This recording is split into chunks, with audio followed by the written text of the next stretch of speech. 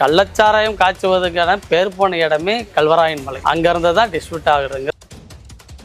இது பத்தி கேட்குறப்ப எல்லாரும் என்ன சொல்றாங்கன்னா, அங்க ஊர் கட்டுப்பாடு இருக்கும், ஊரே சேர்ந்து முடிவெடுத்து ஏலம் விட்டு அப்படி அந்த கள்ளச்சாராயம் காய்ச்சப்படுது. அதனாலதான் போலீஸுக்கு மற்றவங்களுக்கு எல்லாம் எந்த தகவலும் லீக் ஆக மாட்டேங்குது.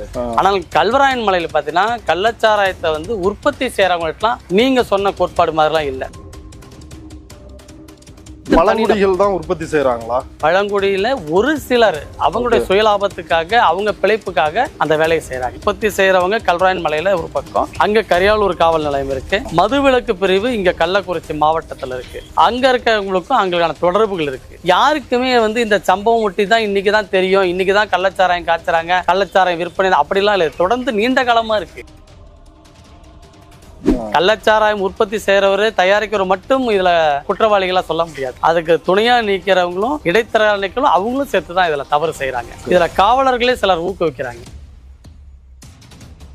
பழங்குடி மக்கள் கல்வராயன் மலையில் இருக்க மக்களுக்கு வாழ்வாதாரம் இல்லை. வாழ்வாதாரம் பறிபோன மக்களுக்கு அங்க வேலை வாய்ப்பு இல்லை. வேலை வாய்ப்பு இல்லாத போது கூலி கிடைக்கல. அப்ப அவங்க சட்டத்துக்கு புறம்பான தொழில சாராயம் காய்ச்சுவதும் செம்மரம் வெட்ட செல்வதும் இந்த மாதிரி தொழில ஒரு சிலர்கள் ஈடுபடுறாங்க. அவங்க குடும்பங்களை காப்பாற்றணும். அங்க கிடைக்கிற 200 ரூபாய் 250 ரூபாய் கூலி வச்சு அவங்க பிள்ளைகளை படிக்க வைக்க முடியாது. அவங்க எதிர்காலத்துல திருமண நிகழ்ச்சிகள் நல்லது கெட்டதை பார்க்க முடியாது, செய்ய முடியாது. இன்னைக்கு விற்கிற விலைவாசியில குடும்பம் நடத்துறது பெரிய போராட்டமா இருக்கும். அப்படிப்பட்ட மக்கள்ல தான் ஒரு சில பேர் சட்டத்துக்கு புறம்பான தொழிலாளர் இருந்தாலும் பரவாயில்லன்னு சொல்லி சாராயம் காய்ச்ச ஈடுபடுறாங்க. அதுலயும் அவங்களுக்கு ஒன்றும் பெரிய கோடீஸ்வர வருமானம் எல்லாம் கிடைக்க போறதில்ல. எல்லாத்துக்கும் பங்கு பிரிச்சு கொடுத்து அவங்களுக்கு நிக்கிற கூலியில கொஞ்சம் சேர்த்து கிடைக்கும். இதுதான் யதார்த்தமான உண்மை.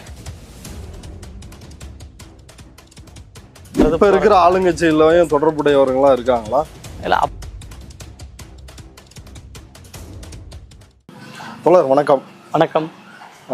இப்போ இந்த கள்ளக்குறிச்சி கருணாபுரத்தில் கள்ளச்சாராயம் சாப்பிட்டு நிறைய பேர் இறந்து போயிருக்கிறாங்க.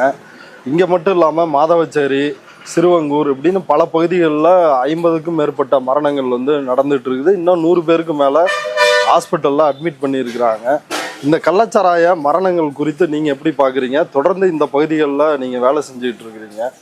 இந்த கள்ளச்சாராய புழக்கம், இந்த மரணங்கள் குறித்து உங்களுடைய பார்வை என்ன? கல்வராயன் மலையில தான் கள்ளச்சாராயம் காய்ச்சப்பட தொடர்ந்து இருக்கக்கூடிய ஒரு செய்தி.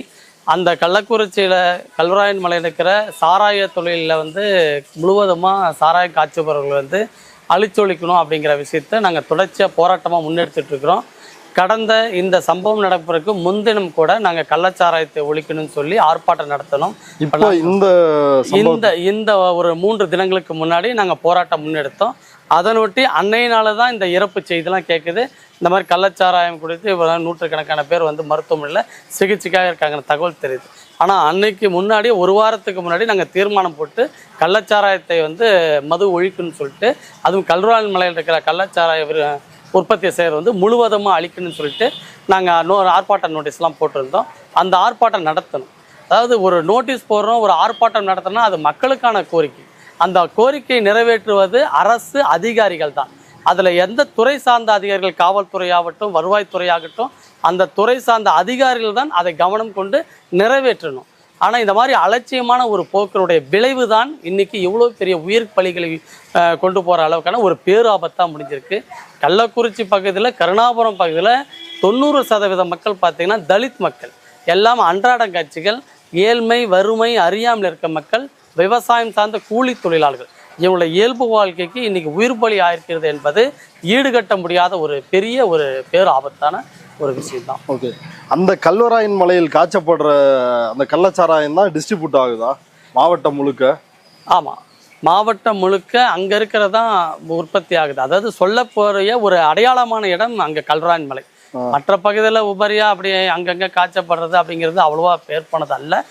கள்ளச்சாராயம் காய்ச்சுவதற்கான பேர் போன இடமே கல்வராயன் மலை. அங்கேருந்து தான் டிஸ்ட்ரிபியூட் ஆகுதுங்கிறது, அது குக்கிராமங்கள் போகுது அப்படிங்கிறதுக்கு இருக்குது. அதே மாதிரி பழங்குடி மக்கள் அங்கே இருக்கிறவங்க எல்லாருக்கான அந்த ஒட்டுமொத்த பேருக்கும் அது ஒரு அவப்பேராகவே இருந்திருக்கு.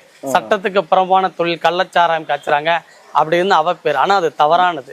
ஒரு சில நபர்களுடைய பிழைப்புக்காக செய்யக்கூடிய வேலை தான் இது. இப்போ அதுதான் இப்போ கேள்வி என்னன்னா, இப்போ இந்த கல்வராயன் மலை அங்கே காய்ச்சப்படுற இந்த கள்ளச்சாராயம் இது பற்றி கேட்குறப்ப எல்லாரும் என்ன சொல்கிறாங்கன்னா, அங்கே ஊர் கட்டுப்பாடு இருக்கும், ஊரே சேர்ந்து முடிவெடுத்து ஏலம் விட்டு அப்படி அந்த கள்ளச்சாராயம் காய்ச்சப்படுது. அதனாலதான் போலீஸுக்கு மற்றவங்களுக்குலாம் எந்த தகவலும் லீக் ஆக மாட்டேங்குது அப்படின்னு ஒரு விஷயத்த சொல்றாங்க. அது உண்மையா? இல்ல, அது வந்து உண்மையான தகவல் இல்லை. அதாவது அங்க மட்டும் அந்த மாதிரி விஷயங்கள, இங்க இருக்க கிராமங்கள்ல கள்ளச்சாராயம் விற்பனை செய்வதற்கு தான் நீங்க சொல்ற மாதிரி தகவல்ல அந்தந்த ஊர்ல ஒரு சில ஊர்ல கிராமங்கள்ல ஏலம் விடுறாங்க. ஊர் கட்டுப்பாட்டுல ஏலம் விட்டு அந்த பணத்தை வாங்கி கோயில் கட்டுறது, ஏதாவது ஒரு பொதுநல நிதிக்காக அதை பயன்படுத்திக்கிறாங்க. அந்த போக்கு இருந்துச்சு. ஆனா பெரும்பாலும் இப்ப அந்த மாதிரி கிராமங்கள் எதுவும் அந்த மாதிரி விஷயங்கள் இல்லை. ஆனால் கல்வராயன் மலையில பாத்தீங்கன்னா கள்ளச்சாராயத்தை வந்து உற்பத்தி செய்யறவங்களுக்குலாம் நீங்க சொன்ன கோட்பாடு மாதிரிலாம் இல்லை. அவங்க சுயலாபத்துக்காக பழங்குடிகள் தான் உற்பத்தி செய்யறாங்களா? பழங்குடியில ஒரு சிலர் அவங்களுடைய சுயலாபத்துக்காக அவங்க பிழைப்புக்காக அந்த வேலையை செய்யறாங்க. ஓகே, அவங்களுடைய பின்னணி என்ன? கட்சி, அரசியல். இப்ப இந்த பலம் இல்லாம அவங்களால தனியா செய்ய முடியாதுல்ல. அந்த ஒரு சிலர் அவங்களுக்கு பின்னணியா யார் இருக்கா? கண்டிப்பா அதுக்கு கட்சியுடைய பிரமுகர்கள் அவங்களுக்கு உடனே கூட ஒத்துழைப்பு செய்யறாங்க. அவர்களுக்கும் காவல்துறைக்கான இடைத்தரகர்களாகவும் இருக்காங்க. அப்ப பாத்தீங்கன்னா அரசியல்வாதிகள் கள்ளச்சாராயம் காசுபவர்களுக்கும் காவல்துறைக்கும் இடைத்தரகர்களா? கண்டிப்பா இந்த 3 பேருக்கான ஒரு கூட்டு பங்கு இருக்கு. கள்ளச்சாராயம் உற்பத்தி செய்யறவரு, தயாரிக்கிறவர் மட்டும் இதுல நம்ம குற்றவாளிகளா சொல்ல முடியாது. அதுக்கு துணையா நிற்கிறவங்களும் இடைத்தரகர்களும் அவங்களும் சேர்த்துதான் இதுல தவறு செய்யறாங்க. இதுல காவலர்களே சிலர் ஊக்குவிக்கிறாங்க, ஒரு சில காவலர்கள்.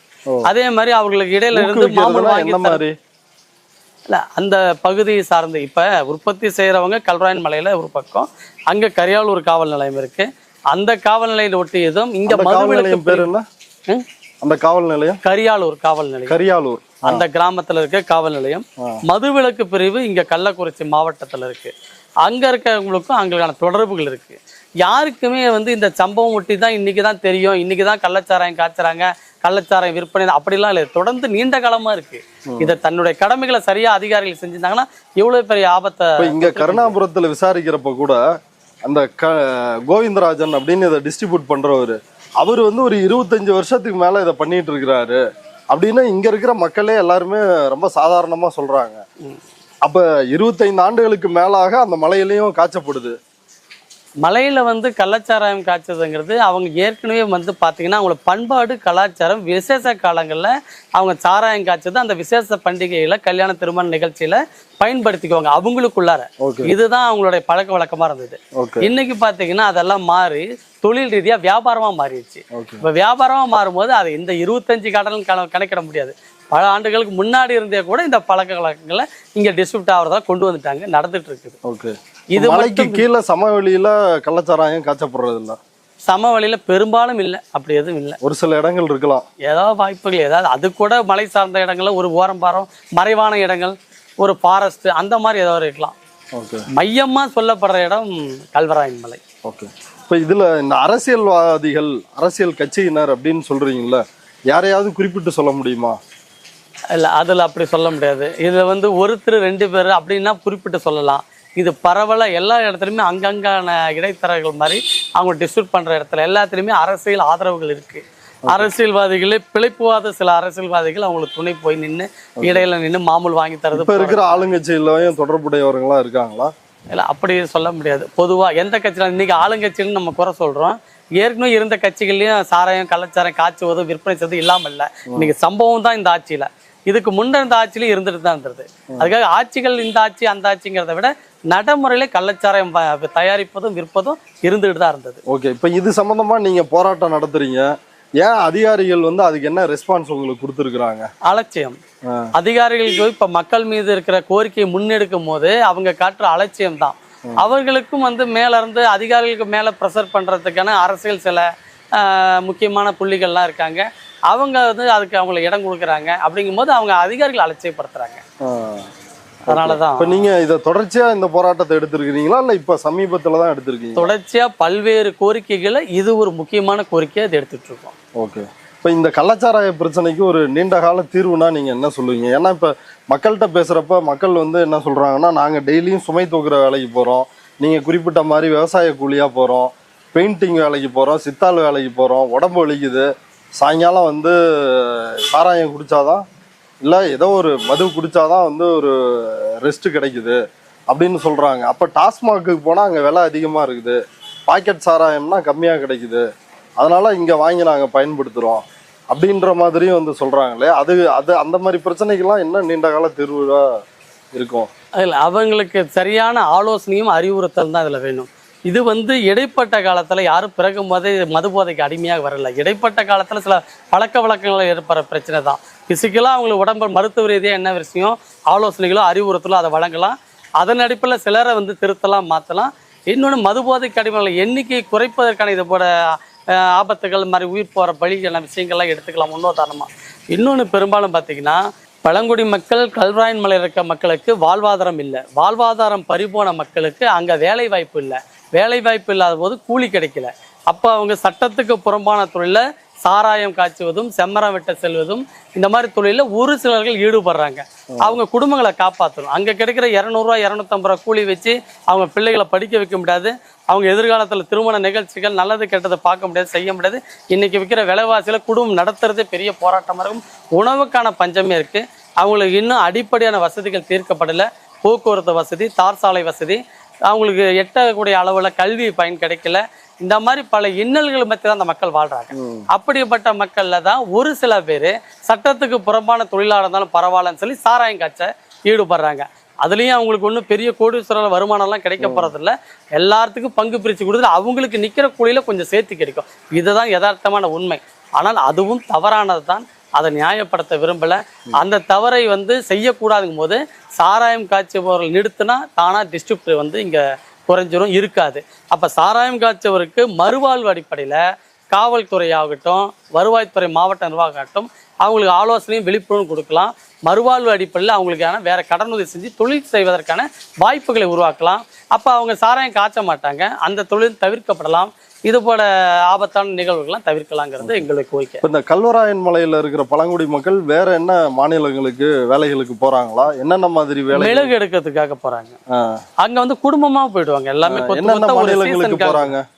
ஆந்திரா போறாங்க, கர்நாடகா போறாங்க, கேரளா போறாங்க.